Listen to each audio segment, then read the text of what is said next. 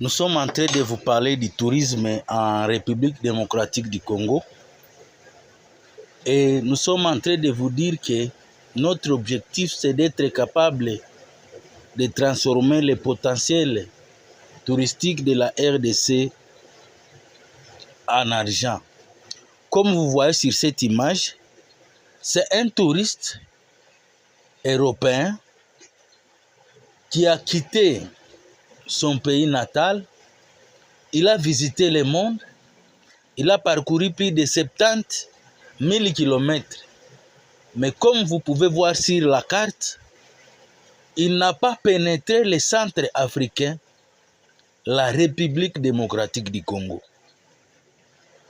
Nous sommes en train de vous dire que tant qu'un touriste n'a pas visité la République démocratique du Congo, c'est qu'il ne connaît pas l'Afrique. Parce que la RDC à lui seul, il prend les 1/3 des routes, à commencer de l'Égypte, vous arrivez à Bangassou, de Bangassou, vous commencez la République démocratique du Congo pour arriver à Sakanya. Et de Sakanya, vous allez en Afrique du Sud, au Cap Town. Donc un touriste, s'il dit qu'il connaît l'Afrique, il doit traverser le centre africain. Et de la même façon, lorsque vous quittez l'océan Indien ou l'océan Atlantique, à partir de Banana, vous arrivez à Kinshasa. De Kinshasa, vous descendez au Kasaï. Vous arrivez à Lubefu. Vous arrivez à Kindu. Vous arrivez à Bukavu, à la frontière soit avec le Burundi, avec le Rwanda, soit avec l'Ouganda, et vous arrivez à l'océan Indien. Et la RDC a plus de 2/3 des routes. Alors pourquoi nous, la République démocratique du Congo, nous n'avons pas assez de touristes alors que nous avons des potentiels énormes? Parce que dans mes vidéos, je vous dis que la République démocratique du Congo peut faire mieux que les pays limitrophes qui nous entourent. Est-ce que nous savons comment le tourisme génère de l'argent? Parce que moi, je suis en train de vous dire que mon objectif, c'est que chacun qui travaille dans l'industrie du tourisme puisse quitter la situation de 2 $ par jour à 30 $ par jour. Grâce au tourisme, c'est possible. Parce que beaucoup de gens vivent avec moins de 2 $ par jour. Mais mon objectif, c'est de vous aider à vivre grâce au tourisme avec 30 $ par jour. Est-ce que nous nous connaissons? Nous avons 26 provinces. Est-ce que le chef du tourisme de la province du Kwango est en contact avec celui qui se trouve au niveau de l'Ituri, au niveau du Nord Kivu, au niveau du Sud Kivu, au niveau du Haut-Ouélé, Bas-Ouélé, au niveau de Sankuru, au niveau du Maniema, au niveau du Kwango, au niveau du Congo central, au niveau du Congo central, au niveau de Chouapa? Est-ce que nous sommes en contact les uns les autres? Au niveau du Kasaï. Parce que si nous ne sommes pas en contact les uns les autres, nous aurons des difficultés à développer le tourisme en République démocratique du Congo. Est-ce que celui qui travaille au niveau de la DGM, au niveau de la police des frontières, au niveau de l'OCC, au niveau de la DGDA, est-ce qu'ils sont à contact pour faciliter les touristes?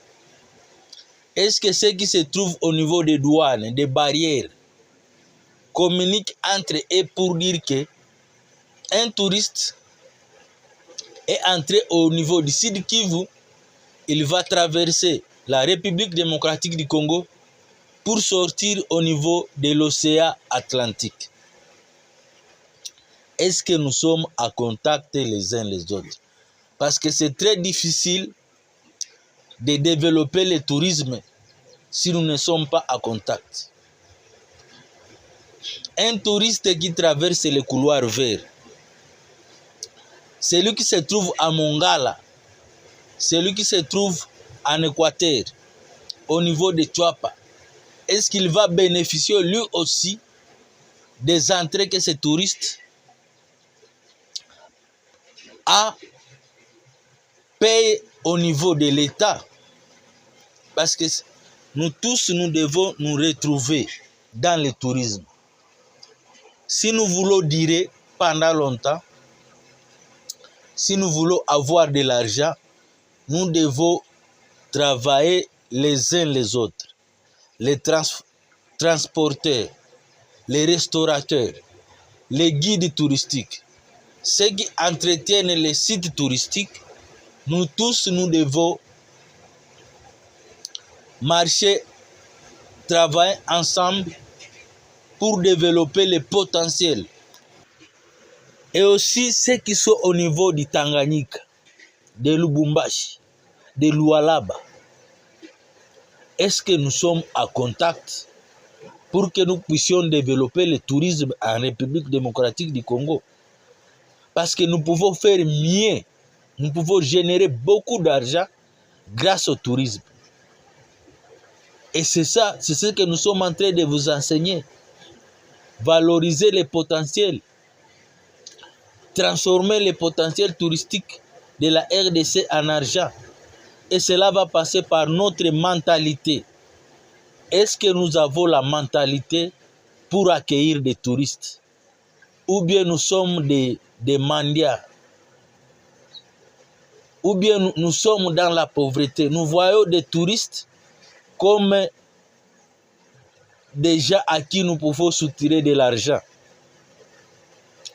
Si nous nous organisons très bien, l'argent viendra automatiquement. L'argent viendra automatiquement sans fournir beaucoup d'efforts. Sans fournir beaucoup d'efforts. L'argent viendra automatiquement.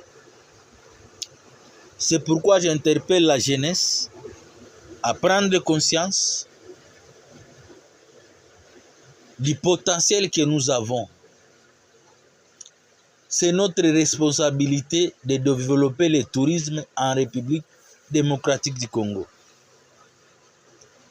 Ce n'est pas quelqu'un d'ailleurs qui viendra faire ce que nous pouvons faire.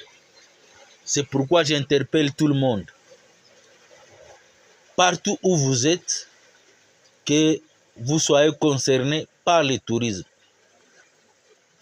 Nous avons des sites de premier ordre du niveau international, mais qui ne sont pas exploités, dont on ne génère pas assez d'argent.